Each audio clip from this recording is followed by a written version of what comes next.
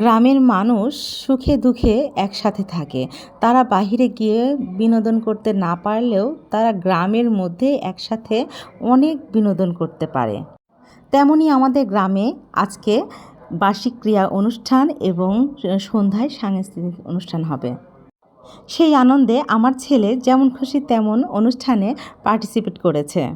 যাই হোক, hello guys, আসসালামু আলাইকুম। কী অবস্থা সবার? আপনাদের বিউটিফুল ঈশ্বরদীর বিউটিফুল আপা চলে এসেছে নতুন আরেকটি ভিডিও নিয়ে। And welcome to Imran and Keya ব্লগে আপনাদের স্বাগতম।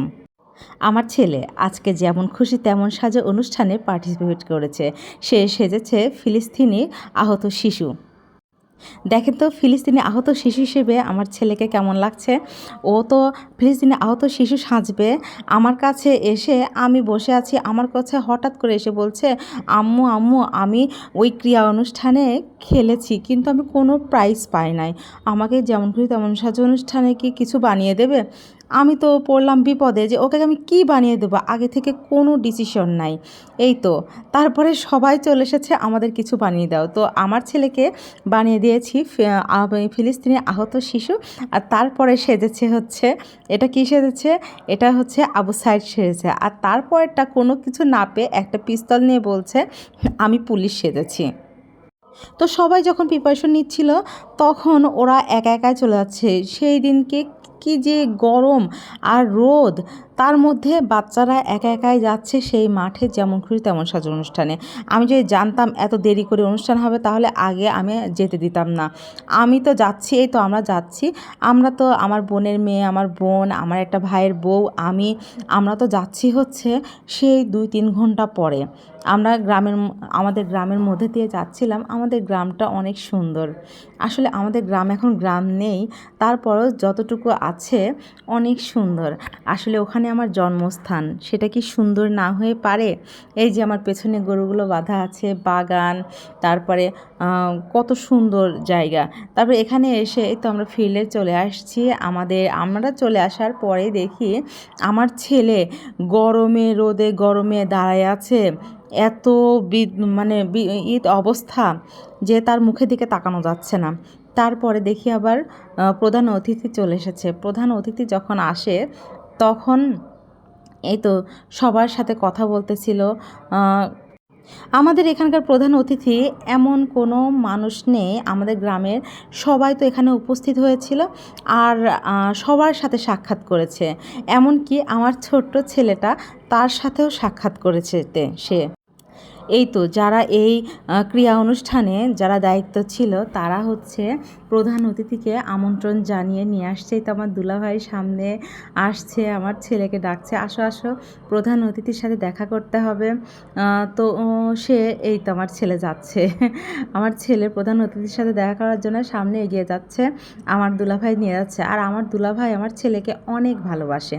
এই তো প্রধান অতিথি চলে আসছে, আমার ছেলের সাথে হ্যান্ডশেক করছে, আমার ছেলেকে আদর করে দিয়েছে, তাকে সাজিয়েছি। প্রধান অতিথি তো চমকে উঠেছে, এটা কি? তখন আমার দুলাভাই বলছে এটা কিছু না, এটা যেমন খুশি তেমন সাজো প্রতিযোগিতায় নাম দিয়েছে। তো তাই তো দেখে বলছে চমৎকার চমৎকার, অনেক সুন্দর হয়েছে। যাক, আমার সাজানোটার সার্থক হলো যে আমি সাজিয়েছি আর প্রধান অতিথির পছন্দ হয়েছে। তারপরে প্রধান অতিথি তো মঞ্চে উঠে গেল। এখন যেমন খুশি তেমন সাজো অনুষ্ঠানে যারা ছোট্ট বাচ্চারা অনেকক্ষণ থেকে অধীর আগ্রহে ছিল তারা সামনে গেছে, তাদেরকে তো পুরস্কৃত করেছে, তারা সবাই পুরস্কার পেয়েছে। তবে এখানে একটা সন্ধ্যায় সাংস্কৃতিক অনুষ্ঠান হচ্ছিল। আমাদের গ্রামের ছেলেরাই গান গাচ্ছিল, বাইরে থেকে তেমন কেউ আসেনি, তেমন কাউকে নিয়ে আসেনি। আমার গ্রামের কৃতি সন্তানরাই সেখানে গান গাচ্ছিল। এত সুন্দর করে গান গাচ্ছিল, মনেই হচ্ছিল না যে ইনি জেমস না, একদম জেমস হতে পারবে না, তারপর জেমসের মতো করেই খুব সুন্দর গান গাচ্ছিল। এখানে আমার ফুফাতো ভাইয়ের ছেলেটা যে এত সুন্দর গান বলে আমি তো আগে জানতাম না। আসলে আমার অনেক ভালো লেগেছে যে সেই দিনের ছোট্ট ছেলেটা এত সুন্দর গান গাচ্ছে। এদিকে আমরা তো দর্শক সারিতে বসে আছি, আমার ছেলে আর আমি একটু ভিডিও করছি, আমার ছেলে আমাকে একটু আদর করে দিচ্ছে, দুই মা ছেলে বসে আছি। এই তো যখন আরও গান শুরু হয়ে গেল, আমার ছেলে তো সামনে গিয়ে নাচানাচি শুরু করে দিয়েছে। ওর অনেক ইচ্ছা যে কোনো কনসার্টে সে সাজবে। তো আমি তো সেরকম বাহিরে যাই না যে কনসার্ট হলে তাকে নিয়ে যাব। তবে ছোট মানুষ হলেও কনসার্ট বুঝে। ওখানে নিয়ে গান বলছে, এই যে আমাদের গ্রামের এই ছেলেটা সব গানগুলোই জেমসের গান বলেছে, অনেক ভালো লাগছে। আমার ছেলেকে নাচতে দেখে ওখানকার যত ছেলেরা ছিল সবাই চলে আসছে নাচতে। পরে আমার ছোট্ট ছেলেটা ওখানে জায়গায় পাচ্ছে না নাচার, একটু ফাঁকে গিয়ে নাচানাচি করতেছিল। তো দেখে ভালো লাগতেছিল যে ও আনন্দ পাচ্ছে। আসলে গ্রামে গেলে ও এমনিতেই অনেক আনন্দ পায়।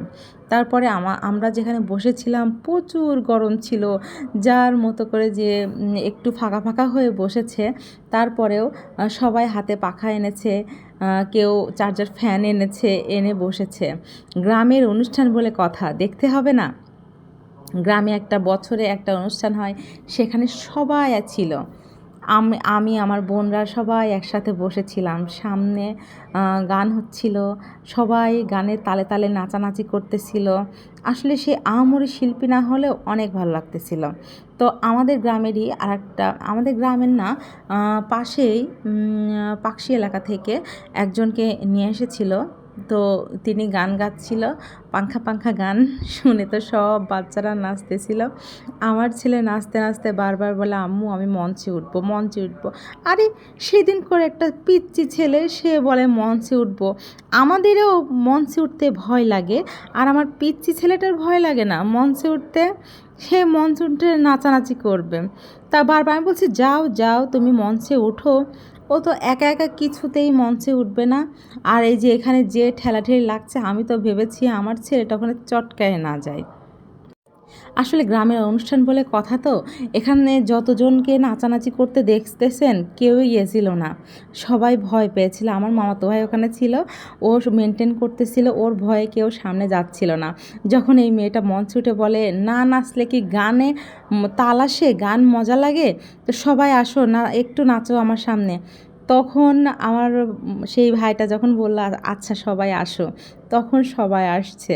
আর আমার ছেলেটা যে নাচানাচি করতেছিল, এত বড় বড় ছেলের মধ্যে ও চেটকে যাবে না, এই জন্য একটু সরে গেছে, বারবার আমার কাছে আসছে আর বলছে, আম্মু আমি মঞ্চে উঠে ওই মেয়েটার সাথে নাচবো।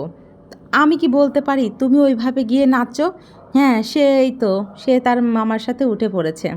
উঠে মঞ্চে যেভাবে ওই শিল্পীটা গান গাচ্ছে, সেইভাবেই আমার ছেলেটা নাচানাচি করছে। যাক, ওর সাহস আছে। আমরা বড় মানুষ, আমাদেরই তো মঞ্চে উঠতে সাহস হয় না। ও যে ছোট মানুষ, কোনো ভয় না দেখিয়ে ও মঞ্চে উঠেছে, এটাই অনেক কিছু।